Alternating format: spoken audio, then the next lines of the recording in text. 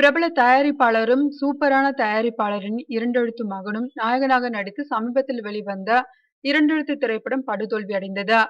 அந்த படத்தின் தோல்விக்கு முக்கிய காரணமே இயக்குனரும் நடிகரும் தானாம்.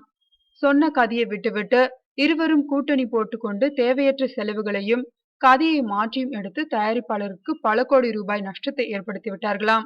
அந்த நிறுவனம் இதற்கு முன் தயாரித்த ஒற்றை வார்த்தை படம்தான் அந்த நடிகருக்கு சொல்லும்படியான படமாக அமைந்தது.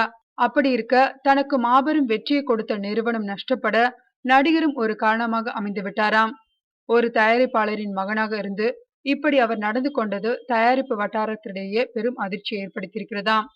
அந்த ஹீரோவுக்கு தொடர்ச்சியாக தோல்வி படங்களாகவே அமைந்து வருவது குறிப்பிடத்தக்கது. இப்போது கையில் வேறு படம் கூட இல்லையாம். ஒற்றை வார்த்தை படம் வெளிவந்ததும் இப்படியெல்லாம் கூடவா காட்சிகளை வைப்பார்கள் என பலரும் விமர்சித்து விட்டார்கள். அதிலும் குறிப்பாக கிளைமாக்ஸில் இரு நாட்டு எல்லைக்கருவில் பார்டர் என ஒரு அட்டையில் எழுதி வைத்து மிகப்பெரிய காமெடியை பண்ணிவிட்டார்கள்.